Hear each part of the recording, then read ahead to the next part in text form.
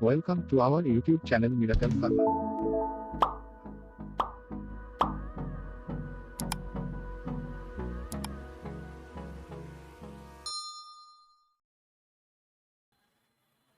दोस्तों हमारी व्यूवर्स हैं वंदना जी, उनका कहना है कि सर वेजाइनल डिस्चार्ज और फैमिलेक्स टैबलेट्स के बारे में कुछ बताइए। तो ये हमने वीडियो शूट किया है। सबसे पहले बात कर लेते हैं मेन कॉज की, उसके बाद जानेंगे कैसे कैसे ट्रीट किया जा सकता है, उसके बाद बताएंगे फैमिलेक्स टैबलेट को कितने डोज में किस किस बीमारी में यूज़ किया जा सकता है। तो वीडियो को अंत तक बने रहिए। सबसे पहले बात कर लेते हैं कॉज की। तो वेजाइनल डिस्चार्ज एक नेचुरल प्रोसेस है और हर फीमेल के अंदर ये होती है। अब दूसरी बात कर लेते हैं किन किन कारणों से इसे इफ़ेक्ट किया जा सकता है। जैसे इन्वायरमेंटल कंडीशन भी हो सकती हैं, किसी बीमारी के चलते भी ये प्रॉब्लम हो जाती हैं, प्रेगनेंसी फेज में भी ये प्रॉब्लम ज़्यादा फेस करनी होती हैं, और अगर किसी को सेक्सुअल इंटरकोर्स के दौरान अगर कोई चोट या जख्म पहुंच जाता है तब भी ये दिक्कत हो सकती है, क्योंकि अंदर जो है बहुत ही मुलायम मांस होता है अराउंड वेजाइनल ऑर्गन। तो बहुत सॉफ्ट टिश्यू होते हैं, अगर वो इंजर्ड हो जाते हैं तो जल्दी से हील नहीं हो पाते हैं। अब बात कर लेते हैं नेचुरल प्रोसेस तो है, लेकिन कब इसको एक डॉक्टर या एक लेडी डॉक्टर कब इसको एक बीमारी का नाम दे देती है।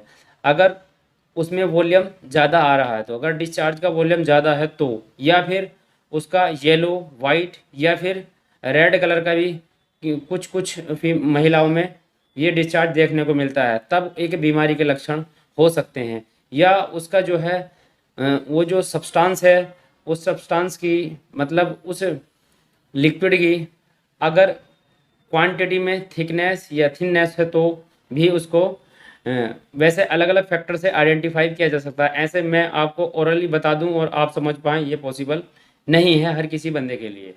तो दूसरी चीज़ ये भी होती है, अगर कोई इन्वायरमेंटल फैक्टर अफेक्ट कर रहा है तब भी ये प्रॉब्लम होती है। मान लिया कोई जो है बहुत ठंडे क्षेत्र का रहने वाला पेशेंट था और वो आ गया बिल्कुल प्लेन एरिया में, तो वहाँ की जलवायु और वहाँ की जलवायु में चेंजिंग होगा, जिससे पूरी बॉडी हमारी हार्मोनल डिस्टरबेंस में पहुँच जाती है या चेंजिंग में पहुँच जाती है, तब भी ये प्रॉब्लम हो सकती है। तो अगर 1-2 दिन 2-4 दिन है मेंस्ट्रुअल साइकिल के आसपास, टाइम के आसपास, तो कोई दिक्कत नहीं है। अदरवाइज अगर रेगुलर फेज में अगर 2 से 3 महीने रेगुलर ये प्रॉब्लम आपको हर मेंस्ट्रुअल साइकिल के दौरान या आसपास फेस कर रहे हैं, तो आपको ज़रूर किसी डॉक्टर की ज़रूरत है और आपको किसी अच्छी लेडी डॉक्टर को दिखाना चाहिए। मैं एक जनरल तौर पे आपको बता सकता हूँ कि कैसे कैसे किन किन फैक्टरों से इसको जो है कवर अप किया जाता है और कौन कौन सी मेडिसिन इसके लिए यूज में ली जाती हैं। अगर बात करें एलोपैथिक ट्रीटमेंट की, तो एलोपैथिक में बहुत सारी एंटीबायोटिक्स हैं, एंटी प्रोटोजोअल हैं और एंटी फंगल हैं। इसको दवाइयों को कैटेगराइज करके बीमारी के हिसाब से दिया जाता है और पूर्णतः आराम मिल जाता है। लेकिन इनके साथ साथ, जैसे सभी को पता है, मैं भी एक एलोपैथिक प्रैक्टिशनर हूँ, तो इनके साइड इफ़ेक्ट बहुत ज़्यादा हैं, और अगर साथ में आप कोई और सी दवाई ले रहे हो तो साइड इफ़ेक्ट बढ़ने के चांसेस और ज़्यादा हो जाते हैं। अब अगर मेडिकल कंडीशन के हिसाब से अगर मेन कॉज की बात करें, तो एक ड्यूरिंग प्रेगनेंसी और हाइपोथायरॉयडिज्म, अगर कोई आपको ब्लड से रिलेटेड कोई समस्या है तब भी ये कॉमन है और देखने को मिलता है। अब बात करेंगे कैसे कैसे इसको घरेलू उपायों से ठीक किया जा सकता है। ल्यूकवार्म वाटर या गर्म पानी से अगर साफ़ सफाई को मेंटेन किया जा सके तो भी इसको ठीक किया जा सकता है, अगर ज़्यादा प्रॉब्लम नहीं है तो। अगर 3 महीने से ज़्यादा की प्रॉब्लम हो जाती है तो इसको थोड़ा सा क्योर करना कॉम्प्लिकेटेड हो जाता है।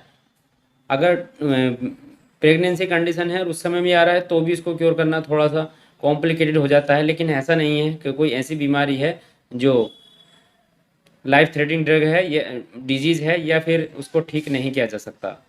तो अब मैं बात करता हूँ फैमिलेक्स टैबलेट के बारे में। तो फैमिलेक्स टैबलेट एक चरक फार्मा का ब्रांड है, जो इस तरह के एक प्लास्टिक जार में अवेलेबल है। अगर स्टिक फॉर्म में भी कहीं मिलता हो ग्लिस्टर पैक में तो मुझे जानकारी नहीं है, मैंने जो प्रिस्क्राइब करता हूँ वो ये कि ये डब्बी होती है छोटी सी प्लास्टिक की, आप कह लीजिए इसे, और इसके अंदर सफ़ेद सिल्वर लाइक कलर की जो है टैबलेट होती हैं, बहुत छोटी छोटी गोली होती हैं, इजी टू ट्रैवल और इजी टू यूज होती हैं। अगर किसी को ये प्रॉब्लम है, जैसे कि leucorrhoea, white discharge, yellow discharge और रेड डिस्चार्ज की भी समस्या इन्फेक्शन से चलती हैं, यूरिनरी ट्रैक के जितने भी इन्फेक्शन हैं उसमें ये बहुत इफ़ेक्टिव है। चाहे प्रोटोजोअल इन्फेक्शन हो, यीस्ट इन्फेक्शन हो, फंगल इन्फेक्शन हो या बैक्टीरियल इन्फेक्शन हो, सभी में कारगर है। और लंबे टाइम तक भी अगर इसका यूज किया जाए तो कोई साइड इफ़ेक्ट देखने को नहीं मिलते हैं। अगर मेनली बात की जाए कि जैसा कि मैंने आपको बताया कि ये केवल विजाइनल हार्मोन्स डिस्टरबेंस को ठीक करता है। अगर किसी को हाइपोथायरॉयडिज्म या हाइपरथायरॉयडिज्म की समस्या है, तो थायराइड ग्लैंड्स के या एडिनल ग्लैंड में कोई समस्या आ गई है तो उसको ये ठीक नहीं कर सकती है। ये करंटली होने वाले हार्मोन से जो दिक्कत हुई है, या जो बैक्टीरियल इन्फेक्शन या प्रोटोजोवल इन्फेक्शन या यीस्ट इन्फेक्शन वेजाइना के अंदर इस टाइम मौजूद है, तो ये ऑन द स्पॉट किल करता है, अदरवाइज ये कारगर नहीं है। कुछ लोगों को सूट बहुत अच्छा करता है, उसका यही कारण है कि अगर परफेक्टली उस चीज़ को हम समझ जाएं तब उसका इलाज भी कर सकते हैं। ये थोड़ा सा एक अंधविश्वास है कि फला दवाई से ठीक हो जाएगा, हकीम की दवाई से ठीक हो जाएगा, एलोपैथिक डॉक्टर की दवाई से ठीक नहीं होगा। इस सब के अलग अलग पैथी हैं। मैं किसी की पैथी को गलत या सही साबित नहीं करने का मेरा पर्पज़ नहीं है। सभी पैथी अच्छे से वर्क करती हैं अगर सही समझ हो तो। हर प्रैक्टिशनर का एक अलग नज़रिया होता है डायग्नोस करने का, सोचने समझने का, और पेशेंट को की थिंकिंग को भी सोचने समझने का एक अलग अलग नज़रिया होता है। तो मैं ज़्यादा बात नहीं करता उस पर। तो आप इसको सुबह शाम डेली 2 टैबलेट ताज़े पानी से या फिर गाय के दूध के साथ ले सकते हैं अगर आपको इनमें से कोई प्रॉब्लम है तो। अगर आपको हार्मोनल आपके हार्मोनल डिस्टर्ब हैं तो उसके लिए आपको टेस्ट कराना पड़ेगा, और एक डॉक्टर एग्जामिन करके बताएगी आपको, एक लेडी डॉक्टर, कि आपको कौन कौन सी दवाई साथ में और लेनी चाहिए। अगर ये जनरल कोई प्रॉब्लम होगी तो इससे आप ठीक कर लेते हैं। अदरवाइज ये एक ऐसी स्पेसिफिक मेडिसिन नहीं है कि आपके सारी बॉडी को कवर करे। ये केवल ऑन द स्पॉट होने वाले वेजाइनल डिस्चार्ज के मेनली क्या करता है, ये पीएच को मेंटेन करता है। हमारा जो इसका जो है सॉरी जो फीमेल का वेजाइनल ऑर्गन का पीएच होता है, लगभग एसिडिक पीएच बनाने के लिए ही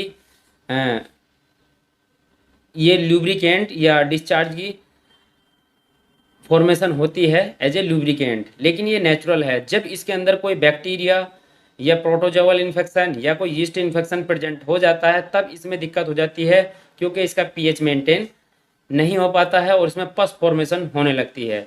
जनरली इसमें बेसिलाई और बेसिलाई स्पीसीज के गुड बैक्टीरिया के बारे में बताऊं आपको। गुड एक अच्छे बैक्टीरिया होते हैं और एक खराब बैक्टीरिया होते हैं, बैड बैक्टीरिया। जब आप इसका एक नुकसान और है एलोपैथिक मेडिसिन का, आप जब कोई भी एंटीबायोटिक लेते हैं तो वो गुड बैक्टीरिया को भी किल करती है और अच्छे बैक्टीरिया को भी किल करती है। इसलिए मैं आपको यही रिकमेंडेड करूँगा कि अगर आप खुद से अगर ट्रीटमेंट ले रहे हैं या आपको थोड़ी मोड़ी कोई दिक्कत है, जैसे जनरली ये कोई प्रॉब्लम में मानी नहीं जाती है, तो आप फैमिलेक्स टैबलेट का यूज करके देख सकते हैं। बहुत इफेक्टिव है। मैं काफ़ी पेशेंटों को प्रिस्क्राइब करता हूँ। अगर आपको ज़्यादा कोई प्रॉब्लम है, आप चाहते हैं कि पहले टेस्ट कराएं, उसके बाद समझ में आए कि ये कौन सा इन्फेक्शन है, तो आप जो है किसी लेडी डॉक्टर से परामर्श ले सकते हैं। तो ये थी जानकारी फेमिप्लेक्स टैबलेट के बारे में। अगर इसकी कंटेंट की बात करें तो इसमें अशोका, गोक्षरू और त्रिफला बहुत सारी चीज़ इंग्रेडिएंट मौजूद हैं मिले हुए, जो सारे ही जैसे प्रोटोजोअल बताया मैंने, बैक्टीरियल बताया मैंने, यीस्ट इन्फेक्शन बताया, फंगल बताया, ये सभी पे वर्क करती है। लेकिन करती उसी जगह है जैसे मैंने बताया।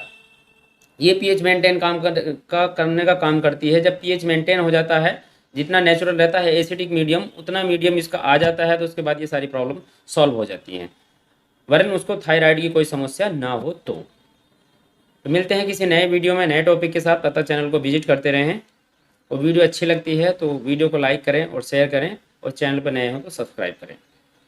Subscribe our channel for latest medical information and press the bell icon for more video notification.